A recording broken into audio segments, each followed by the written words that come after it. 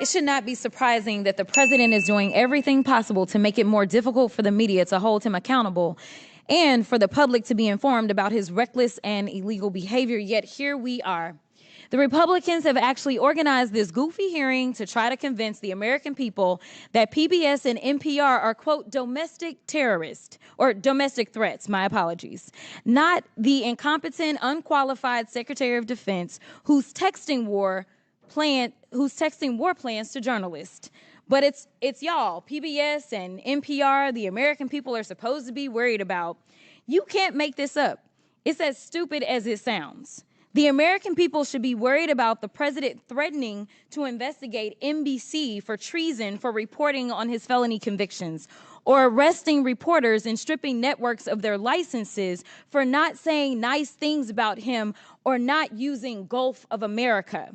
The Republicans' witness, Mr. Gonzalez, went so far as to suggest that because NPR and PBS reported on the murder of George Floyd, they, quote, represent a danger to our physical health as well as to civic health of our body politics. Ms. Mayor, do you think reporting on the murder of George Floyd and highlighting instances of systemic racism is a domestic threat to America? Thank you, Congresswoman. I believe it's our responsibility to report on all issues of interest to the American public. Thank you so much. Ms. Kerger, what about you? I agree. I think it's important for us to report on the important news of the day. So let's talk about the critical role of public media. During his first term, President Trump's own Department of Homeland Security highlighted the importance of public broadcasting's role in public safety. In 2018, his administration stated, quote, PBS and local public television stations play a crucial role in protecting communities by delivering essential information to individuals and first responders. These benefits are all made possible by public broadcasting stations' unique reach, reliability, and role across America, and are especially vital in rural and underserved areas. Madam Chairwoman, I would ask unanimous consent. I seek unanimous consent to enter into the record the 2018 Without report. objection, so ordered. And Madam Chair, I also seek unanimous consent to enter into the record the 2019 report titled Modernizing the Nation's Public Alert and Warning System from Trump's... Without objection, so ordered. In the report, FEMA encouraged, quote, the use of public broadcast capabilities to expand alert, warning, and communication capabilities to fill gaps in rural and underserved areas. Mr. Ullman, what's a more significant domestic threat, reporting the murder of George Floyd or dismantling most of America's emergency communication systems? Can you please repeat the question for me, Congresswoman? Which one is more of a threat, reporting the murder of George Floyd or dismantling most of America's emergency communication systems?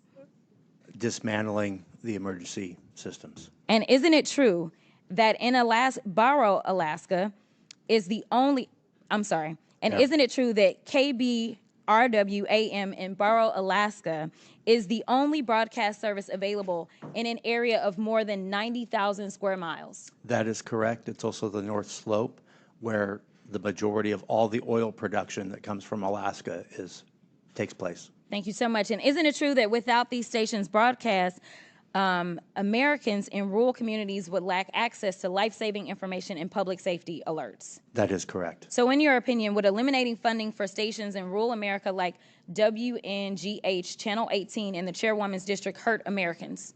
It would hurt Americans, yes. In fact, Georgia Public Broadcasting serves as the official distributor of evacuation route information during state-ordered evacuations, and the chairwoman is here advocating to strip their funding. Look, the DOGE agenda isn't about government efficiency. It's about breeding corruption at the expense of the safety of the American people, particularly Americans living in rural or remote parts of the country. They don't care about public safety. They don't care about emergency management, and they don't care about free speech, all of which are harming American people. In fact, I'm going to skip off real quick because they have tried to come for you, Ms. Mayor, and I just want to clarify, you did not work for NPR when those statements were made, did you?